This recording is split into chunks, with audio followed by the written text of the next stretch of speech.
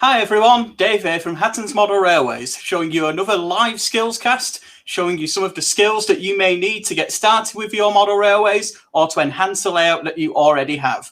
Today, we're looking at one of the real first steps in getting your model railway started, actually putting power into the layout and getting trains running.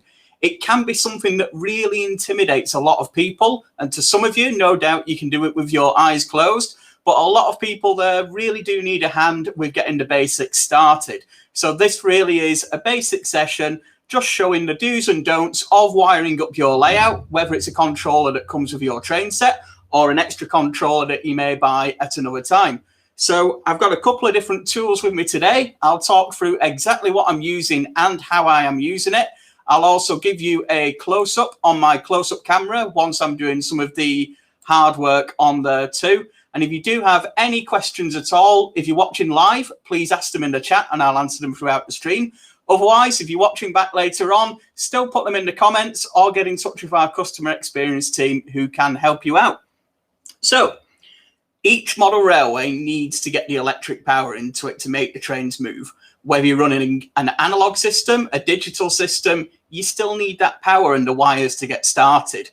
A lot of the suppliers make it really easy to do this, but you can trip yourself up here and there. So let's have a look at some of the different controllers out there and show you just how easy it is to wire them up and get trains running. One of them that a lot of you will be familiar with is Hornby's standard train set controller. This comes in pretty much all the train sets that they supply, and again, it's really easy to plug in. All you do when you control it is turn the dial. That controls the amount of electricity coming through the controller. And the more you turn it, the more electricity will go into the rails on your layout. And then the more will go into the motor through the rails and the faster the train will run. You've got a direction switch there, which changes the polarity on the track as well. So really easy just to get running straight out of the box. Also included with that is an electrical plug and a transformer. And all that does is just go straight into the back of your controller. So step one is making sure we have the mains connection. So you can see the three connections there. We'll put our mains power in. We've already got our track wire coming out, which is the second one here. And then these two are 14-volt DC, an extra set of wires there, should you wish to run any lights or points off this. But for the purposes of today, we'll just concentrate on getting a train running. So Hornby have made this really helpful in that they provide a set piece of track with two clips in it here. And these just press down and then you're able to add your wire. Or in this particular case, you'll see the connection that comes out of the back of the controller is designed to go into the track. And that's it. For a Hornby controller or for a standard train set controller, that is all you need to do. You've got it wired now. A train will run from that. You don't need to do any soldering, any clipping of wires, anything like that at all. They're really easy to just get going, start putting your track together and getting a train running. But what about if you want to upgrade your controller? What about if you're looking at getting something like a Gauge Master controller that I've got here? If you're modeling in a different scale, you might find that there's not a starter set out there that comes with one of these controllers. Now, you can buy them separately if you wish, but let's take a bit of a look if we didn't actually get the full system to hand. So don't worry, it's still not that complicated. And I'll show you again what we do. So we'll start off again with our handy piece of track.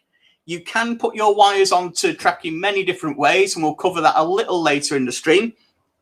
But for now, we're going to take our Gauge Master controller. This is a controller for O gauge, but the Gauge Master controller range are very similar to this, whether you want a double track controller or a lot of controllers for different scales too. So we've put that in the spotlight for you. You'll see here a lot of different connections that we have. We either have the track connection, which is the one we want, or you have another couple of connections there, again, for lights and different fittings. They screw and unscrew. If I turn that over for you, you'll see just where the wires clip in. And if I twist that, that just tightens it up and make sure the wires stay in exactly where we need it to in there. So we know what we're doing with the controller, what we're doing with the wire. Now, top tip for you, if you're wiring a layout, just the basics to get your track going, I recommend 2 different colours of wire, so you know your positive and your negative, and you know which one needs to go to which track. A lot of people use red and black. It seems to be the tradition, really, but I'll use red and black today. If you did want to use a different colour, you're more than welcome to, but as long as you've got 2 different colours of wire and you know which is which, that's absolutely no issue at all. So I've got a couple of pieces of wire here. I've already cut these down to an appropriate length. We don't want a lot of wire trailing around if we can save it, really. 1, you might as well save the wire for something more useful. And 2, if you have a load of wires dangling down from your layout, it is easy for them to get caught in things, and it looks a little messy as well. So you can just cut standard wire with a scalpel, or if you have a pair of wire cutters as well, you can do that. But otherwise, if we are cutting the wire, as you'll see here, just short, sharp cut with the scalpel. And absolutely no issue there. We have a separate piece of wire. Then I'd always recommend using some really good wire strippers. I've got some here today. And then just getting those in there. And we will put our wire in the top. And you'll see that that's just not quite tight enough there. It just sits through and we can run that backwards and forwards. It's not doing a great job of stripping the wire. So if you just give enough wire to go into the back of the controller, which is about 1/2 centimetre should do the trick. And then we hold that in place and we tighten up the wire cutters. You'll feel the pressure start to go on there. And then you just pull. As so, a little bit of force on your hand pulling the wire and a little bit of force pulling the wire strippers. And then we've taken the outside of the wire coating away and we're left with the bare wire, which is exactly what we will need to put in the back of our controller. Just twist that around, make sure it's not going anywhere. If you are a fan of soldering, I'd always recommend putting a little bit of tin on these as well, just to make sure they're going to stay in place. But there you go, we have our wire to hand now, and that is ready to go into the back of our controller. So again, we've not done any soldering, we've not done anything really scary today here, guys. We've just done some really basic skills, and we can put that then in the back of there. Get our flathead screwdriver.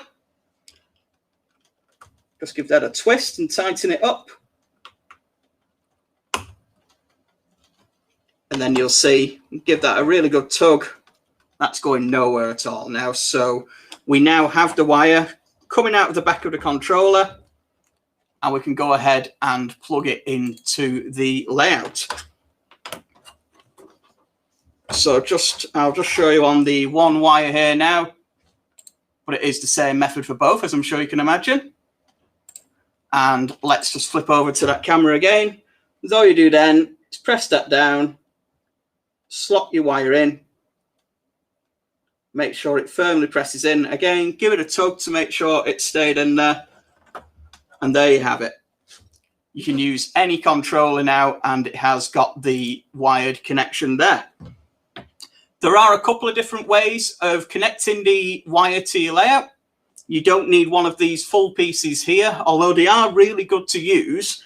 They do come in at that set length as well, and you might not have room for that full bit of track. Have a look at these. These are the power feed joiners that are available from Pico. So have a quick look at that as well. These replace the standard rail joiners on here, so have a look at these. And if you've got no space at all for a power clip, if you've got nothing to add on, this fits in place with the standard joiners. You'll see the wire coming off there. You can either extend that with further wire, or you can put that straight into the back of your controller, and you don't need to worry about a specific piece of the power track like we've got here. Your other method is to use the power clips, and these are great to go in a lot of the Hornby set track pieces. You'll see if I just put that on the spotlight for you there, I'll just clear a bit of space first. Nobody likes a messy workbench, never mind me. And you can see that that's just got 2 clips that sit underneath the rails. You'll see where the brass connection hits the bottom of the rails, and that then provides you power for either side. And just in this track, you'll find a couple of small slots, and that just slots between the sleepers and the rail there. So you can see the different connections going through. Just a firm push home will get that completely in. And there you go. As for actually putting your wire into the back of that, you'll see that it's a similar connection to the rear of this piece.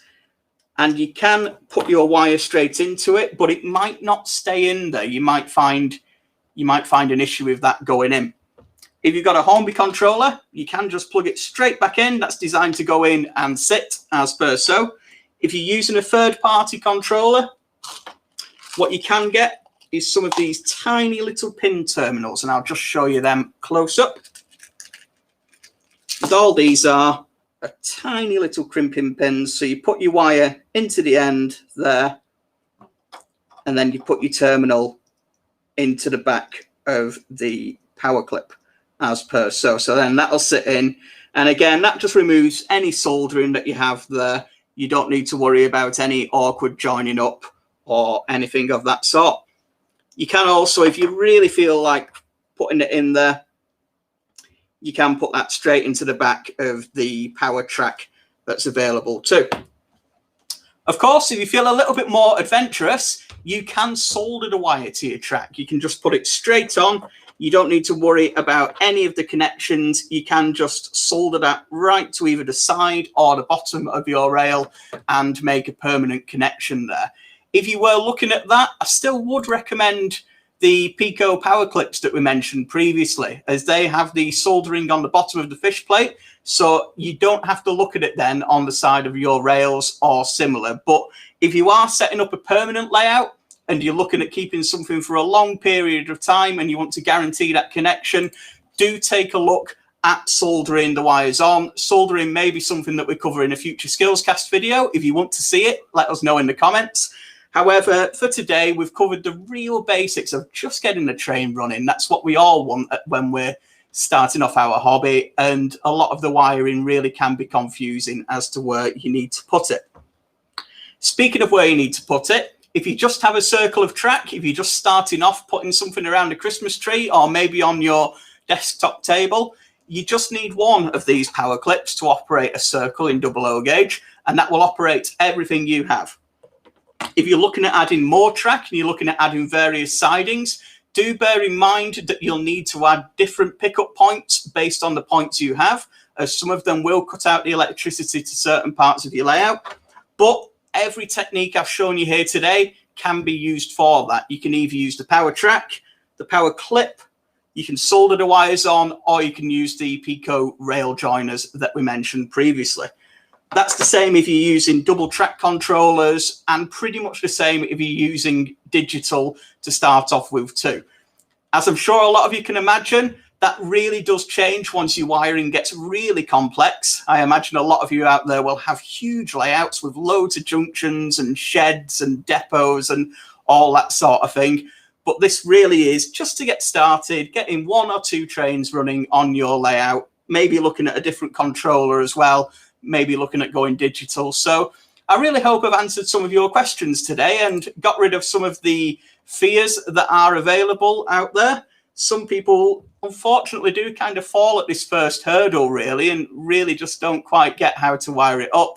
And hopefully between us all today, we've managed to help those people get their layouts back out of the loft and realize that it's dead easy to get going. It's just a case of getting some wiring sorted and the trains can start running exactly as they should do. If you'd like to know anything more, if you'd like any more top tips, do check out our YouTube channel and Facebook pages. We're producing a lot of beginners guides at the moment to answer some of the really starter questions that come through. And there is no such thing as a stupid question. So if you want to see something on one of these SkillsCast videos, if there's a skill you'd like to learn, please do let us know. We're always open to ideas for more of these videos to produce. Otherwise, I hope I've answered some of your questions here today. everything that you've seen on today's stream is available to buy from us, whether it's wire, controllers, the wire cutters as well are there, the various different pieces, the cutting mat, the whole lot is available to order from us. So if you do need any of these particular pieces, get in touch and we can show you exactly what you need to purchase. Otherwise, make sure to like our YouTube channel, subscribe to it as well, like our Facebook page for more great videos like this. Otherwise, I hope you've enjoyed today's stream. I hope you've learned a little bit of something as well, and I will see you next time. Take care. Goodbye.